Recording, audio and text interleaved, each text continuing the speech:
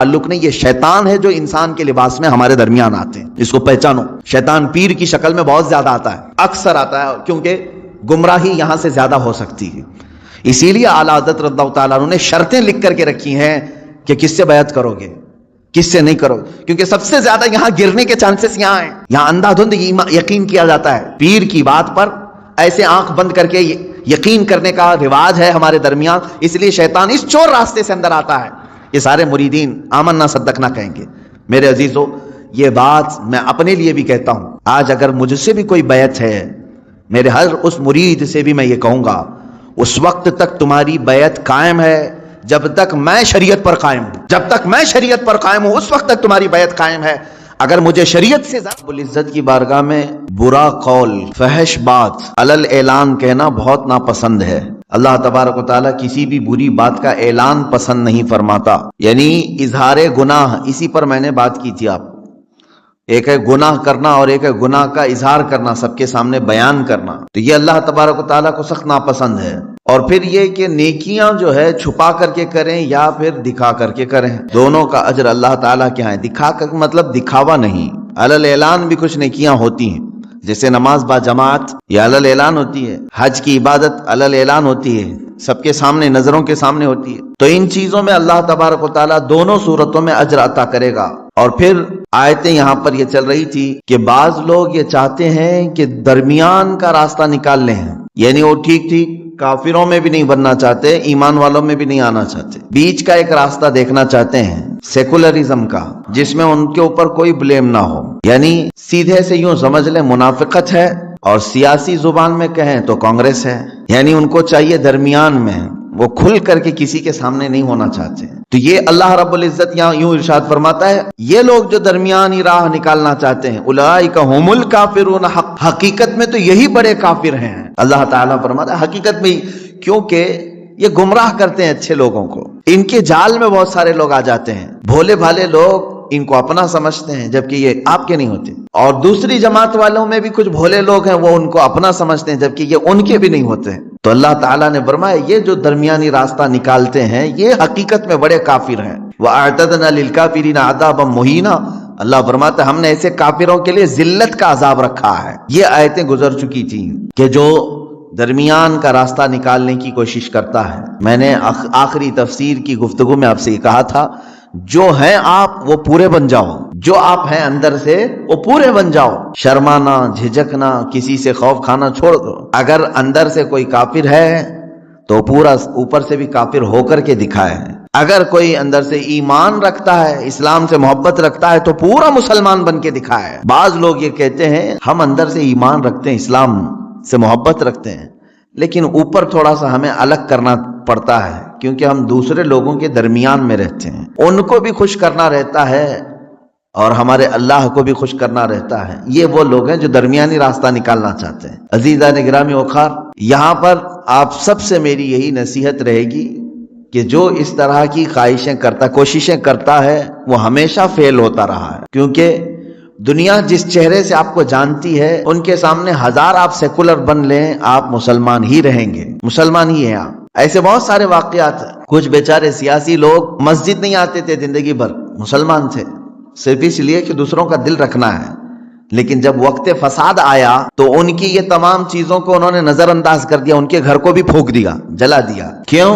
اس لیے کہ ان کی نظر میں وہ تھا تو مسلمان، اگرچہ نمازوں کے لیے نہیں جاتا تھا، کچھ مشرکین کا دل رکھنے کے لیے وہ پوجا بھی کرتا تھا، لیکن وہ سب انہوں نے خیال میں نہیں رکھا. اس لیے میں کہتا ہوں کہ جو چیز تم اختیار کرتے ہو پورا اختیار کر لو، پورے کے پورے اس چیز میں اتر جاؤ. اللہ تبارک و تعالی ہمیں ایمان کامل عطا فرمائے. آج جو آیتیں اب میں نے جو تلاوت کی ہیں، اللہ تعالیٰ فرماتا ہے اور وہ لوگ جو ایمان لائے اللہ پر اور رسولوں پر، اس کے سب رسولوں پر، اور اس کے رسولوں میں کسی میں فرق نہیں کیا ایمان کے معاملے میں، ان میں سے کسی پر ایمان میں فرق نہ کیا. دیکھیں ایمان ہم کو سارے نبیوں پر لانا ہے، ہم کسی ایک بھی نبی کا انکار نہیں کر سکتے. اب آپ کو میں بتاؤں، کوئی اگر مسلمان ایسا ہے وہ کہتا ہے میں میرے نبی محمد صلی اللہ تعالی علیہ وسلم پر ایمان لاتا ہوں لیکن مجھے عیسیٰ سے کیا غرض، معاذ اللہ رب العالمین. اگر کوئی کہتا ہے میں عیسیٰ علیہ السلام کو نہیں مانتا، وہ ہمارے نبی تھے بھی نہیں، پچھلے زمانے کے نبی تھے، میں تو رسول پاک کو پورا مانتا ہوں. تو 1,24,000 کم و بیش جتنے نبی آئے اور قرآن پاک میں جتنے نبیوں کا اور احادیث میں جتنے نبیوں کا نام صراحت کے ساتھ آیا، ان پر ایمان لانا تمہیں ضروری ہے. ایک بھی نبی کا انکار کرو گے تو وجہ کیا رزلٹ کیا بنتا ہے معلوم ہے؟ تم نے عیسیٰ علیہ السلام کا انکار کیا تو گویا کہ تم نے خود اپنے نبی کا انکار کیا. تم محمد صلی اللہ علیہ وسلم کو نہیں مان رہے کیونکہ عیسیٰ کون تھے یہ ہمیں بتایا محمد صلی اللہ علیہ وسلم نے. ان کی نبوت کا اگر تم نے انکار کیا تو گویا کہ تم نے اپنے رسول کا انکار کیا. ہم کسی بھی نبی میں فرق نہیں کرتے. یہ رد میں آئی ہے آیت، یہ آیت جو آئی ہے، پھر سے میں پڑھ رہا ہوں، توجہ. اللہ فرما رہا ہے وہ لوگ جو اللہ پر اور اس کے رسولوں پر ایمان لائے اور رسولوں پر ایمان لانے میں کسی میں فرق نہیں کرتے. فرق نہیں کرتے مطلب ایسا نہیں کرتے کہ ایک نبی کو مانتے ہیں ایک نبی کو چھوڑتے ہیں، ایسا نہیں کرتے. تب رب تعالیٰ فرما رہا ہے ان کو اللہ پورا کا پورا اجر عطا کرے گا، پورا کا پورا اجر عطا کرے گا. اس اجر کے مستحق اگر دنیا میں کوئی ہے تو وہ مسلمان ہے. عیسائی بھی نبیوں کو مانتے ہیں، یہودی بھی نبیوں کو مانتے ہیں، اور ہم بھی نبیوں کو مانتے ہیں، لیکن فرق ہے سب میں. یہودی جو ہے جتنے نبی آئے ان پر ایمان رکھتے ہیں، ابراہیم علیہ السلام سے لے کر موسیٰ علیہ السلام تک تقریباً نبیوں پر ان کا اتفاق ہے. عیسائی جو ہیں کرسچن یہ بھی تقریباً سب نبیوں کو مانتے ہیں، لیکن دونوں کے ماننے میں فرق ہے. یہودی بعض نبیوں کو اس طور پر مانتے ہیں کہ وہ اللہ کے نبی تھے، ہمارے مسیحا تھے، لیکن بعض نبیوں کے بارے میں وہ بہت گمراہی کے عقیدے رکھتے ہیں، جیسے حضرت اسحاق علیہ السلام کے متعلق. بلکہ حضرت ابراہیم علیہ السلام پر ہی انہوں نے زنا کی تہمت لگائی. اسحاق علیہ السلام کے متعلق یہ ہے کہ وہ اللہ سے لڑ لیتے تھے، کبھی وہ اللہ کو گراتے تھے، کبھی اللہ ان کو گراتا تھا، معاذ اللہ. یہ یہودیوں کا عقیدہ ہے. تو نبیوں پر ایمان لانے میں یہ آدھے ہیں. اسی طرح سے عیسیٰ علیہ السلام کو نگلیکٹ کرتے ہیں، بالکل نہیں مانتے. کون؟ یہودی. عیسائیوں کا بھی حال ان سے کچھ زیادہ اچھا نہیں ہے. یہ بنی اسرائیل کے تقریباً نبیوں کو مانتے ہیں، لیکن بعض نبیوں کا یہ بھی انکار کرتے ہیں. کیسے؟ یہ تو سب سے بڑے نبی محمد صلی اللہ علیہ وسلم کو ہی نہیں مانتے. قرآن کہہ رہا ہے سارے نبیوں پر ایمان جو برابر رکھتا ہے، آدم علیہ السلام سے لے کر حضور پاک صلی اللہ علیہ وسلم تک جتنے نبی آئے سب پر جو ایمان رکھتا ہے، اولئک سوف یؤتیہم اجورہم، اللہ فرما رہا ہے ان کو پورا کا پورا اجر میں عطا کروں گا. اب مجھے بتاؤ، یہودی عیسیٰ علیہ السلام کو نہیں مانتے، عیسائی محمد صلی اللہ علیہ وسلم کو نہیں مانتے. دنیا میں ایک ہی قوم ایسی ہے جو مسلمان، وہ موسیٰ علیہ السلام کو بھی مانتے ہیں، عیسیٰ علیہ السلام کو بھی، اور محمد صلی اللہ علیہ وسلم کو بھی. ہمارا کسی بھی نبی کے متعلق کوئی اختلاف ہے؟ ہم نے کبھی کسی نبی کا انکار کیا؟ ہم نے آج تک یہ نہیں کہا کہ موسیٰ علیہ السلام یہودیوں کے نبی ہیں، ہم نے یہ نہیں کہا کہ عیسیٰ علیہ السلام صرف عیسائیوں کے نبی ہیں، بلکہ ہم یہ کہتے ہیں کہ 1,24,000 کم و بیش جتنے نبی آئے وہ سب ہمارے نبی ہیں، سب پر ایمان ہے ہمارا. اب اس بات کو سمجھ کر کے چلیں کہ اس میں کبھی بھی فرق نہ کریں. یہ رد میں آئی ہے آیت ان لوگوں کے جو یہودی اور عیسائی کرتے ہیں. اچھا، اب یہاں پر میں ایک بات اور بھی عرض کروں کہ یہودیوں کی کتابوں میں بھی موجود ہے کہ آخری زمانے میں ایک نبی آئیں گے جن پر نبوت کا خاتمہ ہو جائے گا. ان کی صفات بھی بیان کی گئی ہیں، ان کی تعریف میں ساری چیزیں بیان ہیں، یہودیوں کی کتاب میں بھی ہے. عیسائی جن کتابوں کو مقدس مانتے ہیں ان میں بھی ہے کہ ایک نبی آنے والا ہے جس کی تمام بشارتیں اس میں دی گئی ہیں. ان دونوں سے آپ پکڑ کر کے پوچھو وہ نبی کہاں ہے، کب آئے گا، وہ نبی کہاں ہے. یہودیوں سے بھی ہم پوچھتے ہیں جس نبی کے آنے کی بشارت تمہاری کتابوں میں ہے، آخر وہ کون ہے، کون سا نبی ہے؟ اگر تمہارے اعتبار سے محمد صلی اللہ علیہ وسلم ہے تو پھر ایمان کیوں نہیں لاتے؟ تم اپنی کتاب پر عمل نہیں کر رہے ہو. عیسائیوں سے پوچھو جس نبی کے آنے کی بشارت عیسیٰ علیہ السلام دے کر کے گئے اپنی کتابوں میں، وہ کون ہے وہ نبی؟ اگر محمد صلی اللہ علیہ وسلم ہے تو پھر ان پر ایمان کیوں نہیں لاتے؟ اور اگر نہیں مانتے تم کہ وہ بشارت جن کی دے کر کے گئے تھے وہ محمد صلی اللہ علیہ وسلم نہیں ہے، تو میاں 1400 سال سے زیادہ کا عرصہ، 2000 سال کا عرصہ ہو گیا، وہ نبی اب تک کیوں نہیں آیا؟ یہودیوں سے بھی ہمارا سوال ہے، عیسائیوں سے بھی ہمارا سوال ہے، اس لیے کہ اس سے پہلے اتنا لمبا گیپ کبھی نہیں آیا، 2000 سال ہو گئے. یہودی آپ سے بھی ہم پوچھتے ہیں کہ تمہاری کتابوں میں جس نبی کے آنے کی بشارت دی گئی ہے وہ کون ہے نبی؟ اگر محمد صلی اللہ علیہ وسلم ہے تو ایمان کیوں نہیں لاتے؟ اور اگر وہ نہیں ہے تو پھر کون ہے، وہ کب آئے گا؟ اگر عیسائی بھی یہ جواب دیں، ان سے بھی میرا یہی سوال ہے. میرے عزیزو، یہاں پر یہ آیت اسی لیے آئی ہے کہ یہ بعض نبیوں کو مانتے ہیں جو ان کی طبیعت میں ہے، اور بعض کا انکار کرتے ہیں جو ان کی طبیعت میں نہیں ہے. یہاں سے میں ایک نتیجہ اخذ کر کے آپ سب سے بھی کہنا چاہوں گا، کبھی بھی شریعت کو اپنی طبیعت کے مطابق نہ بناؤ. جو تمہیں اچھا لگے وہ شریعت ہے، اور جو کڑوا لگے اس کو تھوک دو. اکثر ایسا ہوتا ہے مثال کے طور پر مولانا صاحب جب تک آپ کو بیان کر رہے ہیں آپ کو بہت اچھی لگنے لگی تقریریں ہیں. کیا بولتے ہیں مولانا صاحب, بہت اچھا ہے. کس بارے میں بول رہے تھے؟ آپ کو جتنے لوگوں نے دھوکہ دیا ان کے خلاف بول رہے تھے. بہت اچھے مولانا ہیں. دھوکے کے خلاف بولیے آپ, بہت سارے لوگ جو ہے دھوکہ دیتے ہیں. پھر ہم نے شرابیوں کے خلاف بولا, بہت اچھا بولتے مولانا, اس لیے کہ شراب بندی ہونی چاہیے. ہمارے معاشرے میں بہت سارے بگڑے, ان کو صحیح کرنا چاہیے. مولانا صاحب نے ایک دن انہی کے بارے میں کہہ دیا کہ سود کھاتے ہو آپ, بہت برا مولانا ہے. تو گویا کہ تم نے شریعت کو اپنی طبیعت کے مطابق بنانے کی کوشش کی. جو تمہارے زخموں پر انگلی رکھے تو اس کو تم خراب کہو گے.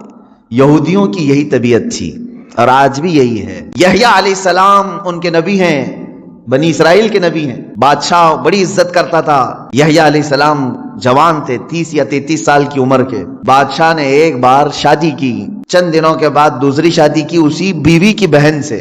2 بہنوں کو ایک نکاح میں جمع کر لیا, یعنی 2 بیویاں ہیں لیکن دونوں سگی بہنیں ہیں.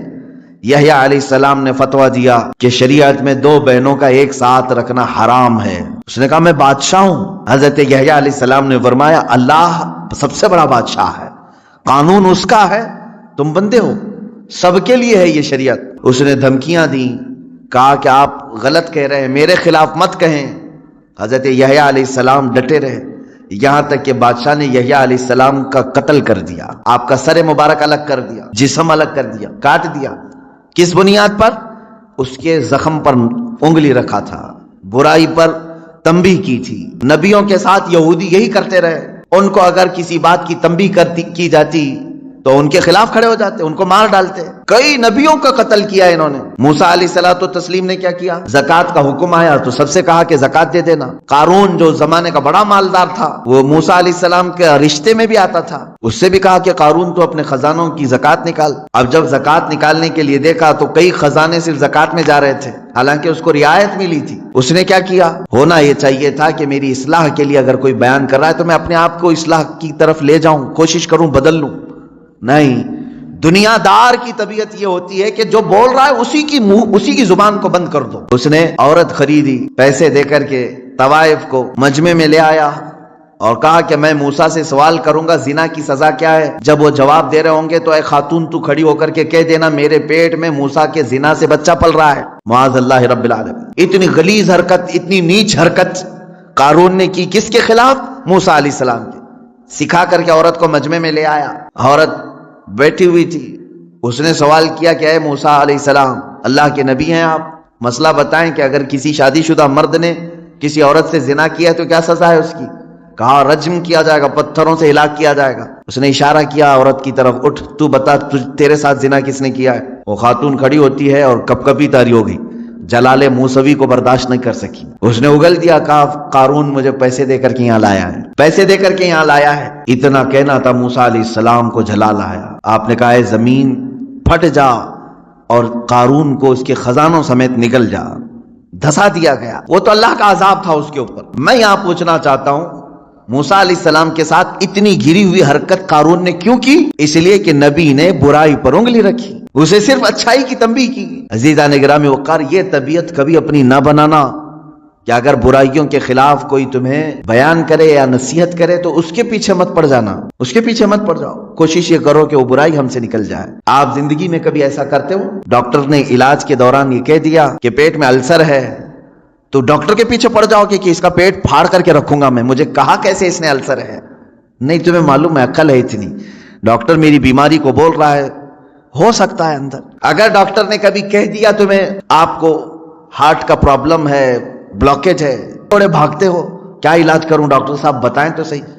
کوئی ایک بندہ مجھے بتائیں جو بدلے میں یوں کہتے ڈاکٹر تیری ہر نس کو میں پھاڑ دوں گا, تو نے بولا کیسے مجھے میرے بلاکیج ہے. نہیں, وہ جب تمہیں کہہ رہا ہے تمہارے اندر بیماری ہے تو تم مان لیتے ہو, ایکسپٹ کرتے ہو. یہی بات ایک عالم دین اور ایک خطیب شرع سے بھی تمہیں اسی طرح کا سلوک رکھنا چاہیے کہ اگر موجودہ خرابیوں اور برائیوں پر وہ تنبیہ کرے, کوشش یہ کریں کہ ان برائیوں کو اپنے اندر سے نکالیں, نہ یہ کہ اس کے پیچھے پڑ جائیں. بعض علماء نے یہ کہا تھا کہ قوم کا حال یہ ہے کہ پتہ نہیں وہ نیت کرتے ہیں امام کے پیچھے, کیا کہہ کر کے نیت کرتے ہیں معلوم نہیں. نماز میں عشاء کی 4 رکعت فرض نماز واسطے اللہ کے پیچھے اس امام کے, تو اب یہ سمجھ میں نہیں آتا پیچھے اس امام کے مطلب کیا ہے، یعنی صرف نماز میں پیچھے ہے یا پھر پوری زندگی اس کے پیچھے پڑنا ہے؟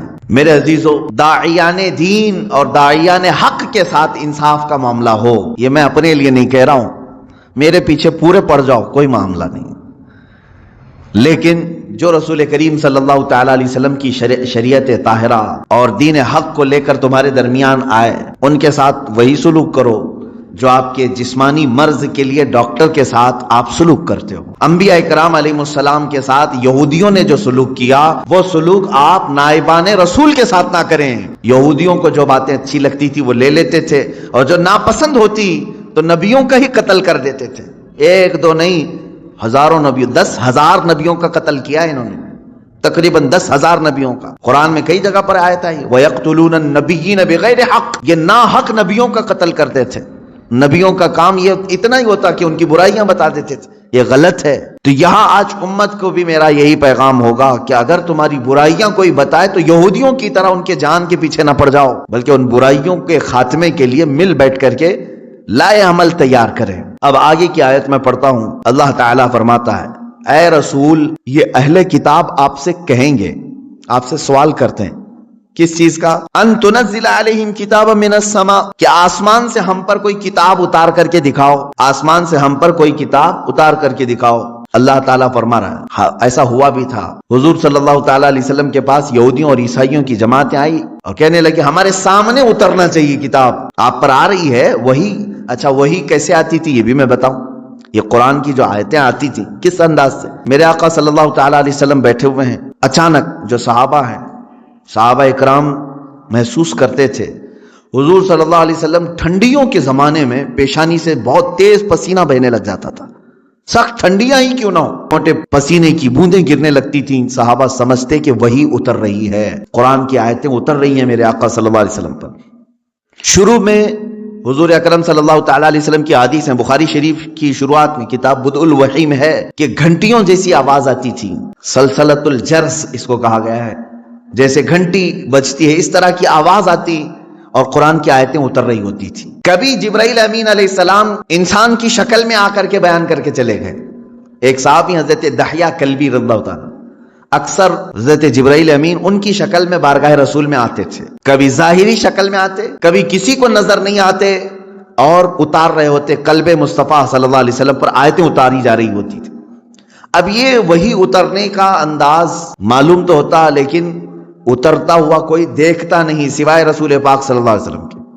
تو اب یہ یہودی اور عیسائی آئے اور کہے ایک کتاب ایسے اترنا چاہیے، وہ دکھنا چاہیے ہمیں کہ آسمان سے کتاب اتر رہی ہے۔ تو اللہ تعالیٰ نے فرمایا اے رسول، یہ آپ سے سوال کر رہے ہیں کہ آسمان سے کوئی کتاب اتار کر کے دکھائیں، یہی وہ لوگ ہیں جو آپ سے پہلے اس سے بھی بڑا سوال موسیٰ علیہ السلام سے کر چکے ہیں، اس سے بھی بڑا سوال کیے تھے موسیٰ علیہ السلام۔ کیا کیے تھے؟ وہ پہلے پارے میں بھی آیتیں گزر چکی، یہاں پر بھی ہے فقد سألوا موسیٰ اکبر من ذلک، تو یہ تو موسیٰ علیہ السلام سے اس سے بھی بڑا سوال کر چکے، کیا؟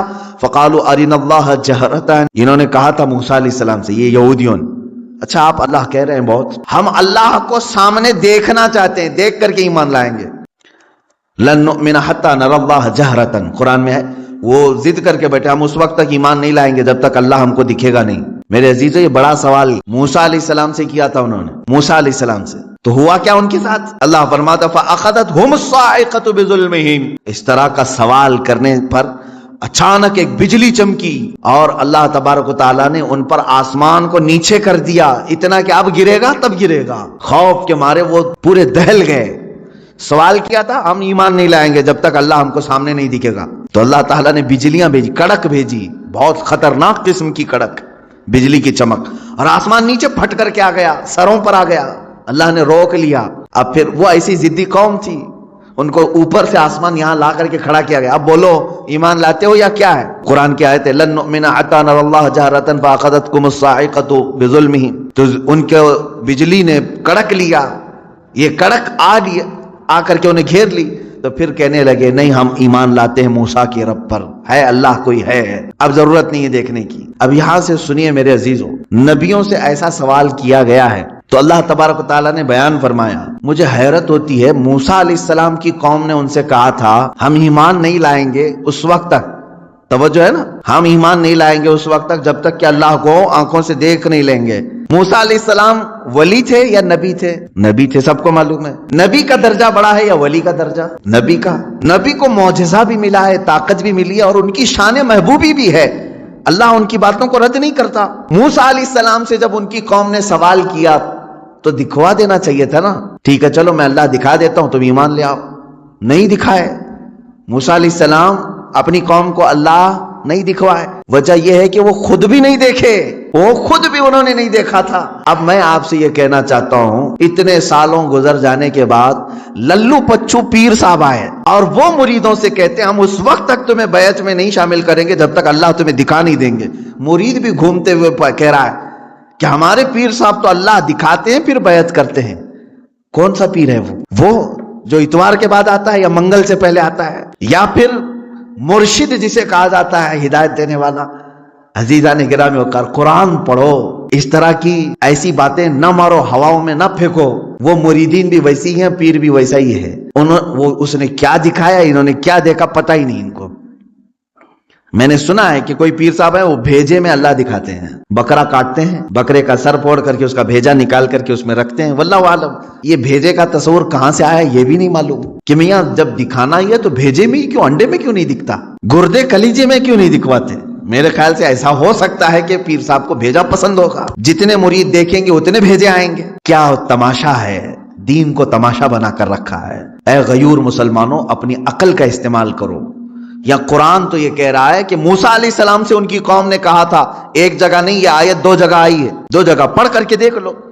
ان کی قوم نے کہا تھا ہم جب تک اللہ کو نہیں دیکھ لیں گے جب تک آپ پر ایمان نہیں لے آئیں گے۔ موسیٰ علیہ السلام نبی ہو کر کے اپنی قوم کو نہیں دکھائے، نہیں، اللہ دیکھنے والی چیز ہے ہی نہیں۔ قرآن کہتا ہے لا تدرکہ الابصار وہو یدرک الابصار، کوئی آنکھ نہیں ہے جو اس کو گھیر میں لے لے، اگر کسی آنکھ میں آ گیا تو وہ خدا نہیں، خدا وہ ہے جو کسی کے آنکھ میں سما نہیں سکتا۔ ہاں وہ اللہ رب العزت ہے جو ساری نگاہوں پر حاوی ہے، پوری دنیا کو وہ دیکھ رہا ہے، لیکن اسے دیکھنے والی آنکھ نہیں۔ رسول کریم صلی اللہ تعالی علیہ وسلم اس سے مستثنا ہیں، صرف اللہ رب العزت نے میرے نبی صلی اللہ تعالی علیہ وسلم کو اپنا دیدار کرایا، یہ ایکسیپشن ہے، یہ ایکسیپشن ہے۔ وہ زندگی میں ایک مرتبہ حضور اکرم صلی اللہ علیہ وسلم کے ساتھ ہوا بیداری کے عالم میں، لیکن یہاں پر بھی ہم یہی کہیں گے میرے عزیزو، جس وقت اللہ تعالیٰ کو اپنا دیدار کرانا تھا اپنے نبی کو، اس رات خصوصی طاقت ان کی آنکھوں میں ڈالی تب دیدار کرایا ہے،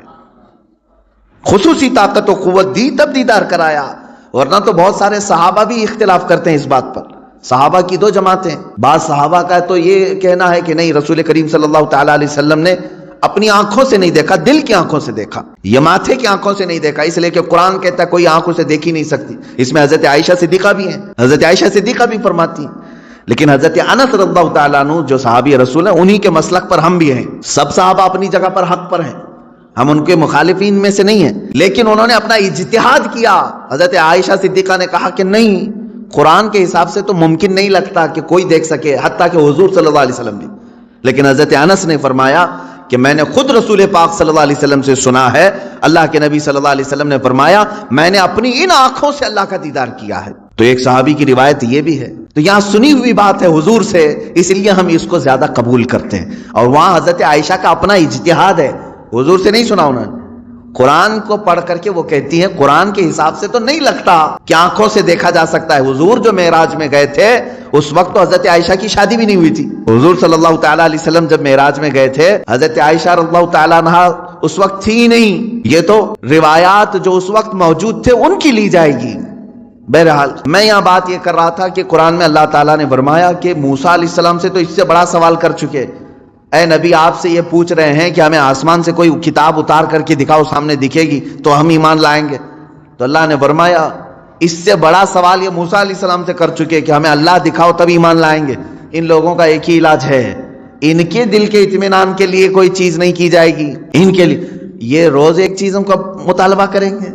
مثال کے طور پر اگر ہم یہ کہیں کرامت حق ہے، مانتے ہیں کہ نہیں؟ کرامت حق ہے، میں بیان کر رہا ہوں تو میرے ہی پیچھے پڑ گئے، ابھی کر کے دکھا دو، ابھی کر کے دکھا دو۔ اچھا کیا کر کے دکھائیں؟ تو کہیں گے مٹی میں سے تم سونا نکال کے دکھا دو۔ ہاں میاں تم کو جو چاہیے وہی کرامت بھی تم کو چاہیے، سونا نکال کے دکھائیں۔ میرے عزیزو اس طرح کے مطالبے یہودیوں اور عیسائیوں کے ہوا کرتے تھے۔ اب مسلمانوں کا سب سے بہترین عقیدہ کیا ہے؟ الحمدللہ میں آپ کو بتاتا ہوں۔ تمہاری تعریف میں اللہ نے کیا فرمایا؟ یہ واحد قوم ایسی ہے میرے نبی کی کہ جب میرے نبی نے کہا اللہ ہے تو انہوں نے مان لیا، جب میرے نبی نے کہا یہ قرآن ہے تو اس کی ہر آیت پر ایمان لیا ہے۔ کبھی بھی امت نے یہ نہیں پوچھا کہ اے رسول ہمیں اترتی ہوئی تو نہیں دکھ رہی، آپ کہہ رہے ہیں کیسے مانے؟ نہیں، مسلمان قوم وہ ہے جنہوں نے کہا میرے نبی نے کہہ دیا تو ہو گیا، حتیٰ کہ حضور نے آ کر کے کہہ دیا کل کی رات میں سفر پر تھا، صحابہ نے ایمان قبول کر لیا، آمنا و صدقنا۔ اسی لیے قرآن جو شروع ہوتا ہے سورہ بقرہ میں آپ پڑھیں گے، شروع کی آیتوں میں اللہ نے تعریف میں فرمایا ھدی للمتقین الذین یؤمنون بالغیب۔ اللہ فرماتا ہے یہ کتاب ہم نے اتارا ہی ہے ان لوگوں کے لیے جو غیب پر ایمان رکھتے ہیں، یہ کتاب ہدایت ہے ان لوگوں کے لیے جو غیب پر ایمان رکھتے ہیں۔ آج تک مجھے بتاؤ، برسوں سے آپ نماز پڑھنے کے لیے آ رہے ہیں، مسجد میں آ رہے ہیں، کبھی آپ نے امام صاحب سے جا کر کے پکڑ کے پوچھا کہ امام صاحب آپ اللہ اکبر کہہ کر کے جھکاتے ہیں سجدے میں، کبھی یہ تو بتاؤ ہے کہاں اللہ؟ دکھتا کیوں نہیں ہے مسجد میں؟ کبھی پوچھا آپ نے؟ نہیں، یہ مسلمان کی شان ہے۔ ہر مسلمان کے دل میں اللہ رب العزت کی محبت بسی ہوئی ہے، اسے معلوم ہے ایک ذات ہے، میری دیکھنے کی اوقات نہیں، جب وہ وقت آئے گا مولا حجابات ہٹائے گا اور اپنا دیدار کرائے گا۔ کیونکہ جنت میں جانے کے بعد مسلمان کو سب سے بڑا انعام کیا دیا جائے گا؟ سیب، انار، انگور، حوریں، غلمان، نہریں۔ سب سے بڑا انعام مسلمان کے لیے یہ ہوگا کہ اسے سارے حجابات ہٹا کر کے اللہ کا دیدار کرایا جائے گا۔ اس سے بڑا انعام کچھ ہوگا؟ پوری زندگی جس کے لیے وہ عبادت کرتا رہا وہ رحمان اسے دکھایا جائے گا۔ بلکہ قرآن کہتا ہے وجوہ یومئذ ناظرہ الی ربہا ناظرہ، اس دن کچھ چہرے ایسے چمک رہے ہوں گے، دمک رہے ہوں گے۔ یہ سورہ قیامہ کی آیت ہے، کچھ چہرے چمک رہے ہوں گے، دمک رہے ہوں گے۔ کیوں مولا؟ الی ربہا ناظرہ، اس لیے کہ وہ اپنے رب کے پاس رب کو دیکھ رہے ہوں گے، اس لیے کہ وہ براہ راست اپنے رب کا دیدار کر رہے ہوں گے، ادھر رب کو دیکھ رہے ہوں گے اور چہرے چمک رہے ہوں گے۔ وہ وقت آئے گا جب تمہیں دیدار کرایا جائے گا، لیکن دنیا میں اس طرح کا مطالبہ کرنا بیجا ہے، نہیں کرنا چاہیے۔ اللہ رب العزت نے جس چیز کو منع کر دیا اس چیز کا سوال نہیں ہوگا، کیونکہ موسیٰ علیہ السلام کو جب اللہ نے کہہ دیا لن ترانی، تم مجھے نہیں دیکھ سکتے، تو یہاں کون سا مرید 30 مار کھائے جو موسیٰ علیہ السلام سے اوپر بننے کی کوشش کرتا ہو؟ ان سے بھی بڑا ہے کوئی جو اپنے پیر صاحب سے جا کر کے کہے کہ آپ مجھے اللہ دکھوائیے اس کے بعد بیعت کرتا ہوں؟ ارے موسیٰ علیہ السلام کو کوئی طور پر نہیں دکھایا اللہ نے، اور تمہیں جھوپڑ پٹی میں دکھائے۔ یہ گمراہیاں جو ہمارے ہاں گھر کر رہی ہیں، اس کا علاج کرنے کی ضرورت ہے۔ میں اتنا سخت ان لوگوں کے خلاف اس لیے بولتا ہوں میرے عزیزوں، مجھے جہاں تک میرا دل کہتا ہے اس طرح کے جو کے بہانے سے ہماری جماعتوں میں آئے ہیں، ان کا دور سے اسلام سے کوئی تعلق نہیں، یہ شیطان ہے جو انسان کے لباس میں ہمارے درمیان آتے ہیں۔ اس کو پہچانو، شیطان پیر کی شکل میں بہت زیادہ آتا ہے، اکثر آتا ہے، کیونکہ گمراہی یہاں سے زیادہ ہو سکتی ہے۔ اسی لیے اعلیٰ حضرت رضی اللہ تعالیٰ عنہ نے شرطیں لکھ کر کے رکھی ہیں کہ کس سے بیعت کرو گے، کس سے نہیں کرو، کیونکہ سب سے زیادہ یہاں گرنے کے چانسز یہاں ہیں۔ یہاں اندھا دھند یقین کیا جاتا ہے، پیر کی بات پر ایسے آنکھ بند کر کے یقین کرنے کا رواج ہے ہمارے درمیان۔ اس لیے شیطان اس چور راستے سے اندر آتا ہے کہ سارے مریدین آمنا صدقنا کہیں گے۔ میرے عزیزو، یہ بات میں اپنے لیے بھی کہتا ہوں، آج اگر مجھ سے بھی کوئی بیعت ہے، میرے ہر اس مرید سے بھی میں یہ کہوں گا اس وقت تک تمہاری بیعت قائم ہے جب تک میں شریعت پر قائم ہوں، جب تک میں شریعت پر قائم ہوں اس وقت تک تمہاری بیعت قائم ہے۔ اگر مجھے شریعت سے ذرا برابر خود ٹوٹ جائے گی، میں پیر ہی نہیں ہوں، میں پیر ہوں، پیر نہیں کہلاؤں گا، پیر۔ یہ بات اس لیے عرض کر رہا ہوں کہ شریعت کے ترازو میں ہر ایک کو تولو، میں دوسروں کے متعلق نہیں کہہ رہا، مجھے خود تولو۔ جو مجھ سے بیعت ہوا ہے اس مرید سے بھی میں کہوں گا کہ شریعت کے دائرے، یہ نہیں کہ میرے پیر نے کہہ دیا آنکھ بند کر کے، جیسے آج کے لٹھو مرید ہیں کچھ، پیر صاحب نے کہہ دیا نہیں ہونا ہی ہے انہیں، نہیں، پہلے پرکھو اس کو کہ پیر نے اگر حکم دیا ہے تو رسول پاک کی شریعت کے مطابق دیا کہ نہیں دیا۔ مفتی اعظم ہند رضی اللہ تعالیٰ عنہ اپنے ایک مرید کو ٹکٹ لانے کے لیے بھیجے اور وہ ظہر کی نماز قضا کر گیا۔ عصر کے ٹائم پر پہنچا تو سب سے پہلے مرید سے یہ پوچھا کہ ظہر پڑھی تھی کہ نہیں پڑھی تھی، ظہر تھی یا جمعہ کی تھی؟ اس نے کہا لائن میں لگا تھا، چھوڑ کے جاتا تو پھر لائن ٹوٹ جاتی اور ٹکٹ بھی نہیں ملتا آپ کا۔ چھوٹ گئی. تو آپ نے جلال کا اظہار کیا, ٹکٹ پھینک دیا. یہ پیر و مرشد ہے. اور مرید سے یہ کہا تو نے اتنا بڑا گناہ کیا کہ میری فرما برداری کرنے کی غرض سے اللہ کی نافرمانی کر گیا. یہ ہوتا ہے پیر. ہمیشہ یہ یاد رکھنا کہ پیر کی حکم بجاوری کے غرض سے کہیں ایسا نہ ہو جائے کہ اللہ کی نافرمانی ہو جائے. نمبر 1 سب سے پہلا ہمیں جو پرائیورٹی دینی ہے وہ رب ذوالجلال کی ذات ہے. حتیٰ کہ میں نے ایک روایت یہ بھی سنی, بڑے بزرگ عالم دین ہیں, میرے والد گرامی خود سرکار مفتی اعظم ہند سے بیعت فرماتے ہیں, ایک بار آپ تشریف لائے تھے ایک مدرسے میں, نماز پڑھ رہے تھے ظہر کی, گرمیوں کے دن تھے. علامہ صاحب نے بھی اس کو بیان کیا ہے. فرماتے ہیں کہ پیچھے وہ پنکھا لے کر کے جل رہے تھے, گرمی ہو رہی ہے, نماز پڑھ رہے تھے. مفتی اعظم ہند رحمۃ اللہ تعالی, میں سچے پیروں کی بات کر رہا ہوں میرے عزیز, سلام پھیر کر کے اس کا پنکھا کھینچا اور پھینک دیا اور کہا کیا کر رہے ہو؟ کہا حضور گرمی سے پسینے میں آپ شرابور ہیں, میں ہوا کر رہا تھا. تو آپ نے کیا فرمایا جانتے ہیں؟ کہتے ہیں میں خود اللہ کی عبادت میں تھا. اللہ بادشاہ اعظم ہے اور اس کی عبادت کرنے کے وقت بندہ غلام ہے. کیا یہ کسی غلام کے لیے لائق ہو سکتا ہے کہ غلام کی بھی خدمت کی جا رہی ہو؟ جب وہ بادشاہ کی عبادت میں لگا ہو تو غلام کی خدمت ہونی چاہیے. یہ فرسٹ پرائیورٹی اللہ رب العزت کی ذات کو دینے کا تصور ہم نے سچے پیروں سے سیکھا ہے. یہ نہیں کہ نماز چھوڑو, پیر کی عبادت میں لگا ہے سب جنت دلا دے گا. کہاں کی جنت دلائے گا؟ کون سی جنت دلائے گا؟ بہت سارے پیروں نے اپنے مریدوں کی نمازوں کو برباد کر رکھا ہے. کہا نہیں تمہیں کیا ضرورت ہے, میں سب بخشوا دوں گا, سب بخشوا دوں گا. جو پیر ایسا کہتا ہے اسے قبرستان لے کر کے جاؤ, جو بھی مرید مرے اس کے ساتھ دفن کرو, اسے بٹھاؤ اس کے ساتھ. منکر نکیر آنے والے پیر صاحب بیٹھو یہاں پر, جب تک پورا حل نہیں ہوگا اٹھ کر کے نہیں جانا. دیکھتے ہیں تمہیں یہ قبرستان تک نہیں جا سکیں گے. حشر کے معاملات بہت سخت ہیں. جہاں نوح علیہ السلام ڈر رہے ہیں, موسیٰ علیہ السلام ڈر رہے ہیں قیامت کے دن, پیر صاحب کہتے ہیں میں بخشوا دوں گا. انبیاء کرام کا حال یہ ہے. حضرت موسیٰ علیہ السلام کے متعلق روایت ہے حدیث پاک میں, پوری قوم ان کے پاس جائے گی اور کہے کہ سفارش کریں, تو کیا کہتے ہیں جانتے ہیں؟ اے لوگوں, دنیا میں مجھ سے ایک عمل ہو گیا تھا, ایک فرعونی کو میں نے گھونسا مارا تھا, وہ مر گیا تھا. قرآن میں اس کا ذکر ہے. ایک فرعونی وہ لڑ رہا تھا کس کے ساتھ؟ موسیٰ علیہ السلام کے خاندان والے ایک آدمی کے ساتھ. تو ان کے خاندان والے آدمی نے مدد کے لیے پکارا, آپ گئے, اس کو گھونسا مار دیا, وہ مر گیا. دوسرے دن پتا چلا کہ ان کے خاندان والا جو آدمی تھا وہ خود غلطی پر تھا, وہ آدمی نہیں جس کو موسیٰ علیہ السلام نے مارا وہ غلطی پہ نہیں تھا, یہی غلطی پر تھا, اسی نے مدد کے لیے بلایا, اسی نے مروا دیا. موسیٰ علیہ السلام کو اس عمل پر بڑی پشیمانی ہوئی اور قرآن پاک میں اس کا ذکر ہے. موسیٰ علیہ السلام نے رو کر کے توبہ کیا, استغفار کیا کہ میرے ہاتھ سے ایک آدمی مر گیا.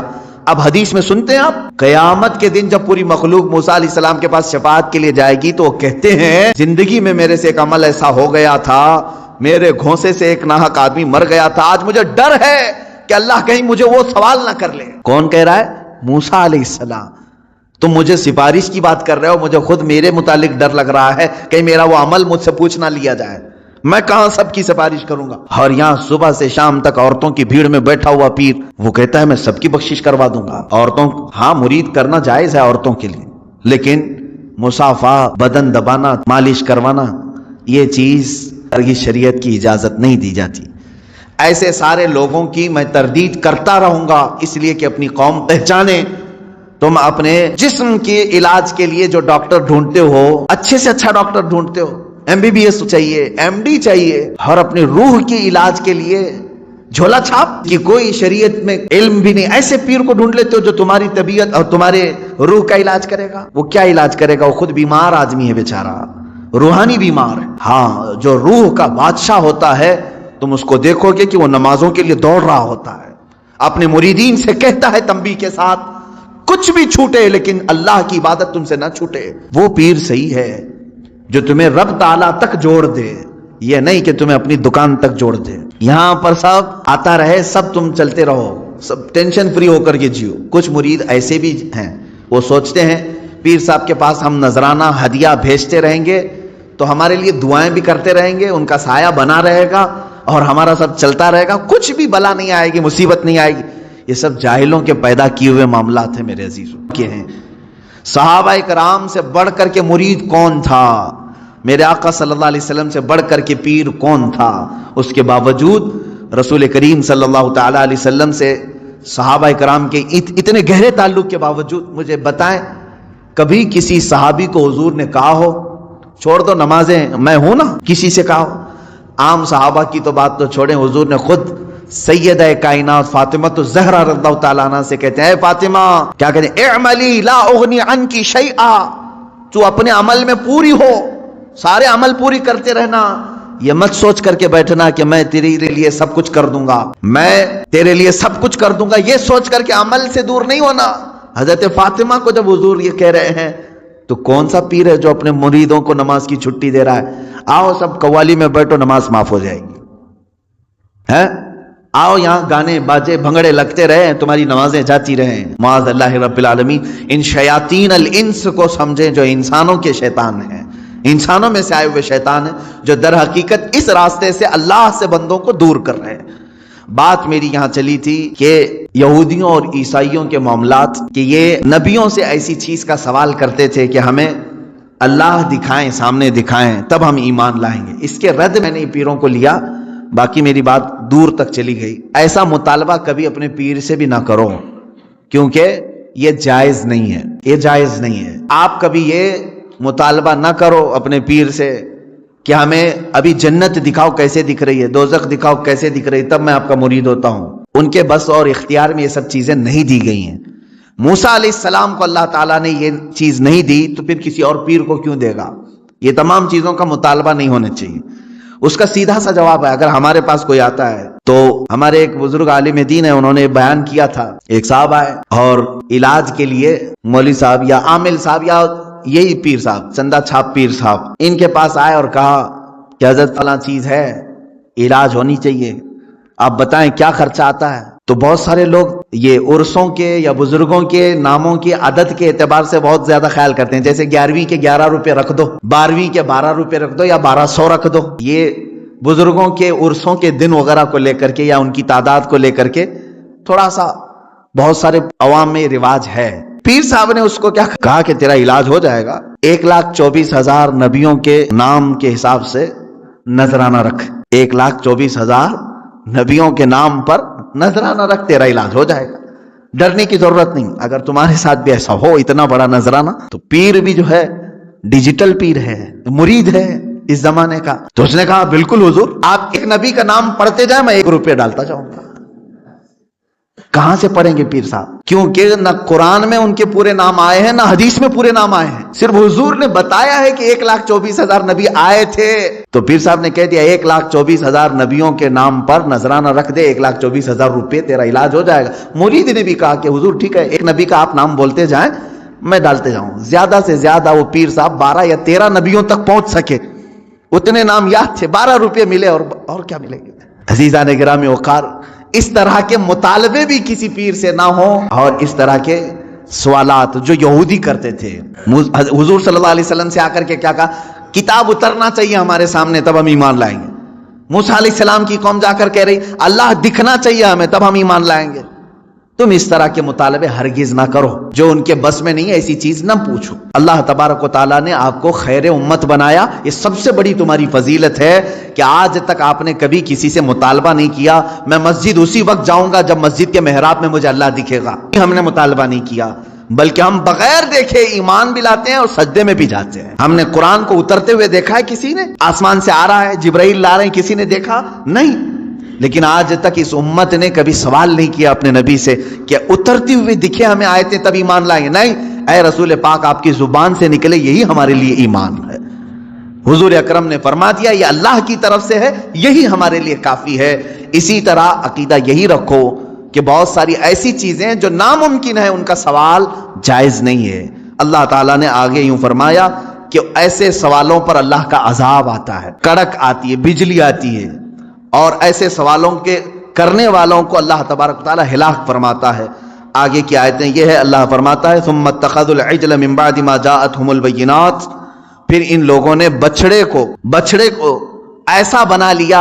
یہ یہودیوں کے متعلق یہ ہے کہ موسیٰ علیہ السلام کی قوم جو ہے گمراہ ہو گئی تھی، اس پر میں گفتگو کروں گا کل انشاءاللہ، کہ یہ بچڑے کو اپنا معبود بنا کر کے اس کی پوجا میں ایسے لگ گئے جبکہ ان کے پاس روشن دلیلیں آ چکی تھی کہ اللہ ہے.